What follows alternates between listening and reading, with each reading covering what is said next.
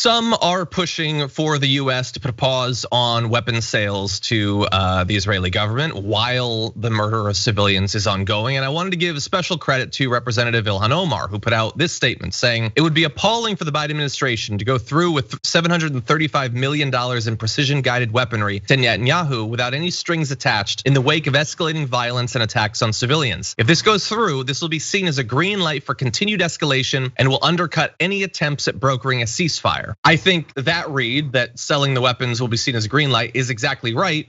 And by the way, it also brings up yet another form of leverage that we have. He could, on that conversation with Netanyahu, say, hey, by the way, unless there's an immediate halting to the bombs, we're not gonna sell you anymore. Not now, not in the future. That is leverage that we have that we are, again, willingly not using. We are setting it aside, just continue the money, continue the arms sales. It's pathetic, especially considering how many people are dying while Biden is trying to very carefully figure out exactly what he will be allowed to say and what he won't. Yep, absolutely. And I love the fact that we're still in a pandemic. So on top of that, this thought that not only are people losing their lives, but they're exposing one another to more life lost. And just the thought that we are supposed to be out here protecting and saving human lives coming out of a pandemic. And what are we doing? Allowing more lives to be needlessly taken. It's astonishing. Exactly, yeah, as you say, during a pandemic. And like we said, the one clinic capable of doing coronavirus testing has at the very least been significantly damaged.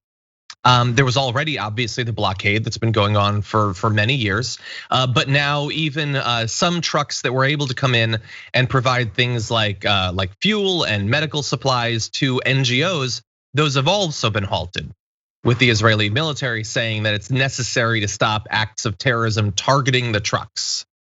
That is very convenient, but it does mean that even less aid and energy and those sorts of things will be coming into an area that has already historically had a hard time getting it. That said, I want to read just a little bit more from Representative Omar's press release. She said, we should be standing unequivocally and consistently on the side of human rights, holding all state and non-state actors accountable for their crimes, and using every tool at our disposal to end the violence and bring about peace. We should be affirming the right of all people, regardless of their faith, to have self-determination and equal rights. That includes both Israelis and Palestinians, because yes, Palestinian lives matter. And Representative Rashida Tlaib, who has given some great speeches about this, sort of forcing people to reckon with what's happening there in a way that in past Congresses we would not have had, said no more weapons to kill children and families, Joe Biden, enough. And that's great that we have these people that are taking this stance, but we are going to wait and see if it's actually enough.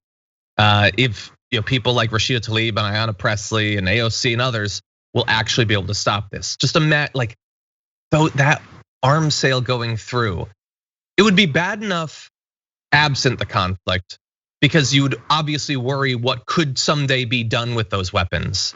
But that would just be going to reload the conflict that's currently ongoing, that has already killed so many children specifically.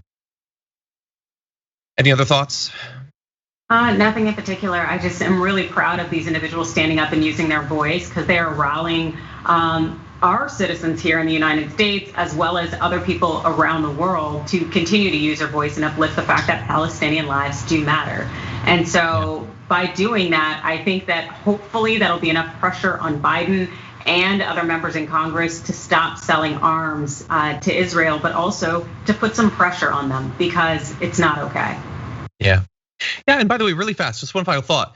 Joe Biden came in and immediately, at least in some ways, not as much as initially it seemed like, changed our relationship with Saudi Arabia in terms of our willingness to support their war on the people of Yemen. We are at least temporarily cutting back on planned weapon sales because those weapons were used to kill civilians.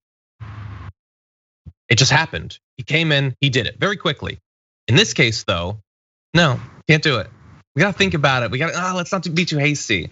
It's really interesting how those two situations are so fundamentally different in Joe Biden's belief in his own power.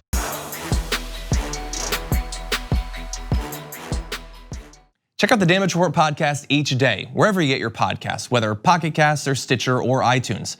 You can join me as I give you the news and stories you want, with a range of co-hosts and interview guests jumping in on the fun each day. Again, that's the Damage Report, wherever you get your podcasts. And if you get them at iTunes, don't forget to rate and review. Sometimes I'll read them live on the show.